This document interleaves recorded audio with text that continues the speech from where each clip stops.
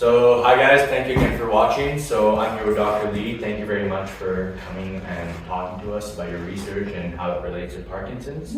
So I'll move on to the next question. So how could hearing loss relate to cognitive and motor performance in older adults? You mentioned about vision, so maybe how could this, let's tie it back to hearing loss now and how that affects it. Sure. So with age-related hearing loss, so we're really talking about people who have gradual loss of sensitivity to typically high-frequency sounds, right? And so when we think about processing sounds, typically we're talking about communication and processing words and understanding them, and maybe remembering what has been said so you can follow along.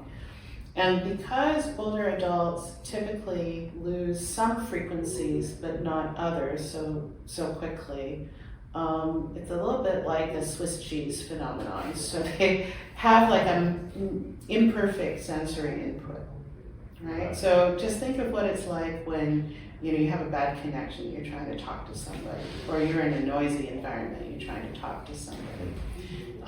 And so the older brain has to work harder to make sense of that imperfect signal.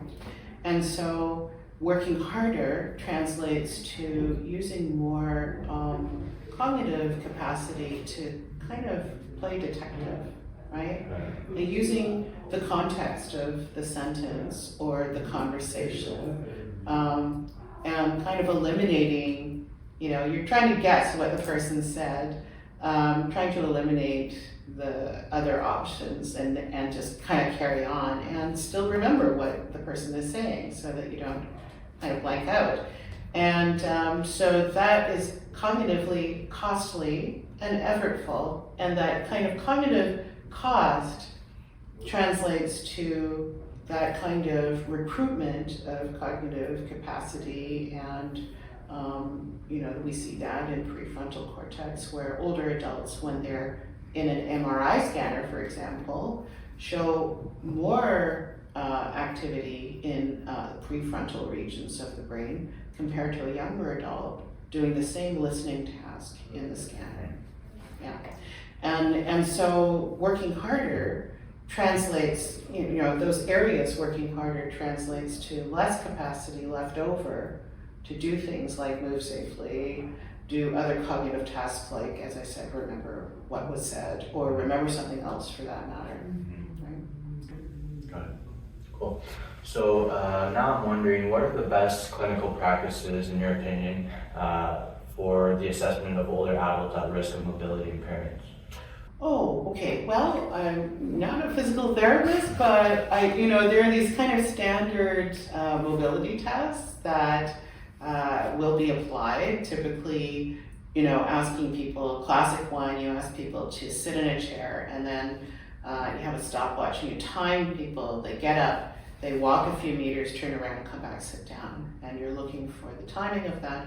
But it could be something maybe more technically intensive, where you're asking people to stand on a balance platform, and with that you're able to actually measure the center of pressure fluctuations, and beyond a certain amount of fluctuation, we would say that's kind of clinically important to take note of and maybe investigate. The work that I've done with the Canadian Consortium on Neurodegeneration and Aging, the Mobility and Cognition team, one of the recommendations that we make is that above and beyond asking patients to just walk so that the clinician can observe how steadily they're walking, how quickly they're walking, and how uniformly the rhythm of their walking looks, that we recommend adding a cognitive task while they're walking. And that seems to be much more revealing than just the straight up walking, partly because neurodegeneration is really wreaking havoc with the cognitive capacity. So adding that secondary task, maybe it's just reciting the months of the year backwards order. So it's simple. It's not a matter of not having the knowledge, but it's the coordination of the motor task and the cognitive task. So you would argue that both together is the most Yeah. effective way.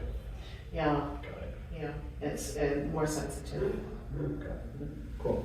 Next question. So how can, so I personally am working with Dr. Dover in pain management, and we're looking at virtual reality. So, and how that could help with pain management.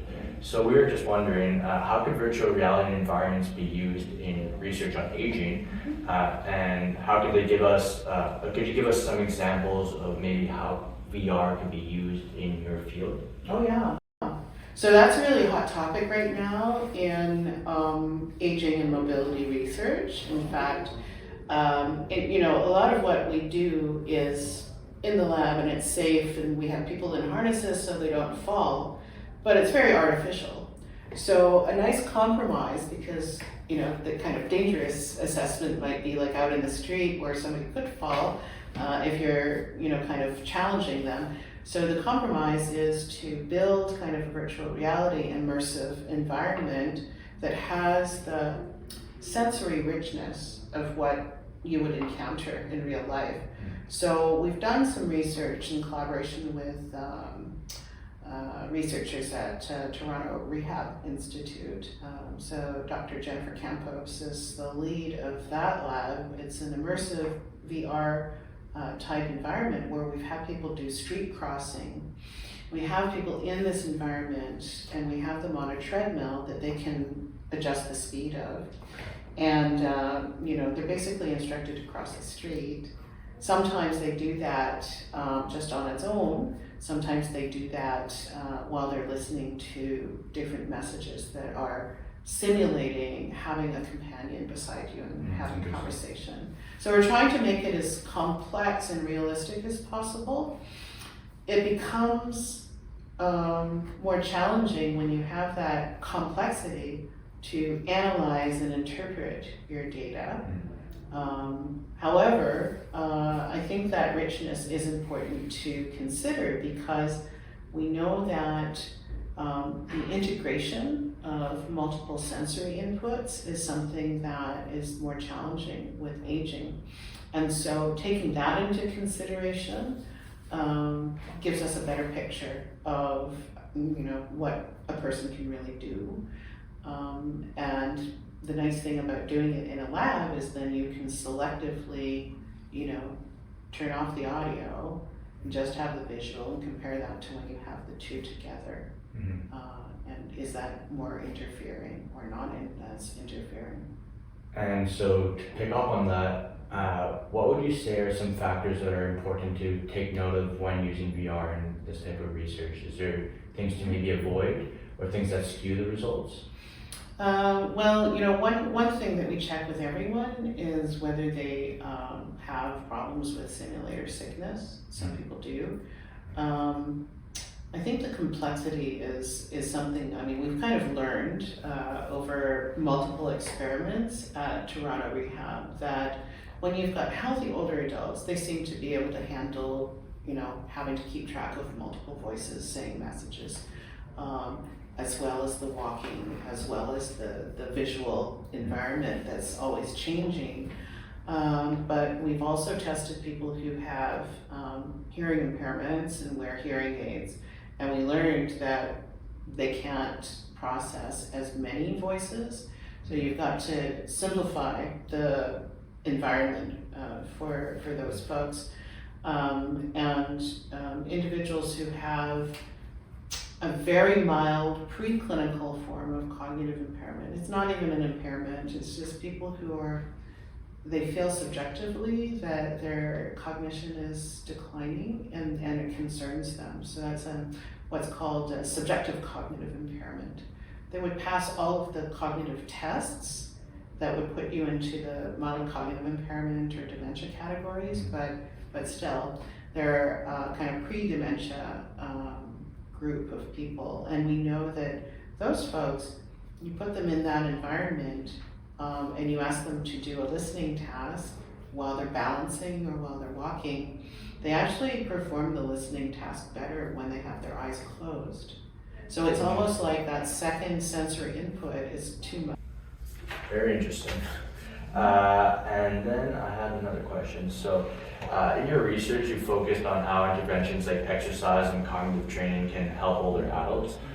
Could you elaborate on any specific type or combination of interventions that have shown more promise in improving cognition and mobility in older adults? Sure. Yeah, so the kind of recommendation is to focus on cognitive training programs that target, not global cognition. So a lot of these commercially available brain game type apps give you like a whole menu of things to practice and train up on.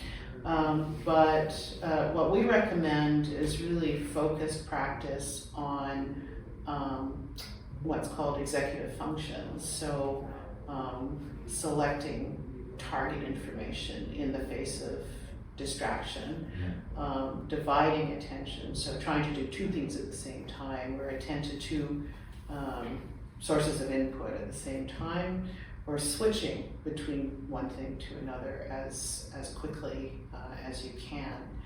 And then for the exercise, the recommendation is still aerobic exercise. It doesn't have to be really heavy duty, but something to elevate the heart rate.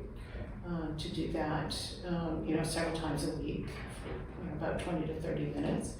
And now there's some interest in combining the aerobic activity with a little bit of resistance training as well. And resistance training seems to stimulate slightly different responses in terms of facilitating neural growth. So the exercise in general, the reason that it's supposed to be conducive to good brain health and cognitive health is because there are certain chemicals that are released, like BDNF, brain-derived neurotrophic factor. I'm not sure if that's the right term. So there are these substances that are released through exercise, and they cross the blood-brain barrier and seem to be associated with dendritic growth. And so you can then observe some increased brain volumes in places like the hippocampus, which is so important for memory. Very nice. So last question for me. Okay. So considering the rapid advancements in technology and our understanding of the brain, where do you see the future of research in cognitive and motor task coordination in aging, and how can this knowledge be applied to the real world to actually benefit patients? Okay, great question. It's a big question. I think there are a lot of, possible avenues. One thing that I've not personally started to do with my research, but I've seen promising results with other labs, is to use brain stimulation. So transcranial, direct brain stimulation, or other forms targeting those same regions that we think are recruited for older adults when they are walking or balancing. And even when they're walking and balancing with a cognitive load. So you can kind of find, for example, prefrontal cortex, and specifically dorsolateral prefrontal cortex in the left hemisphere has been targeted in some studies. And with healthy older adults, but also with Parkinson's patients, there's been reports of increased, balance performance, better walking performance, and even a reduction of dual task cost. Dual task cost being that, cost of having to do two things at the same time. So I think that's quite promising. And it may be that, that particular targeted area doesn't work for all motor functions, but, it's a very promising starting point. Yeah. Very nice. So thank you again for showing up and for answering all our questions. You did an amazing job. You're very welcome. So we appreciate your support. And thanks everybody for watching. Hopefully you come join us next time. Thank you.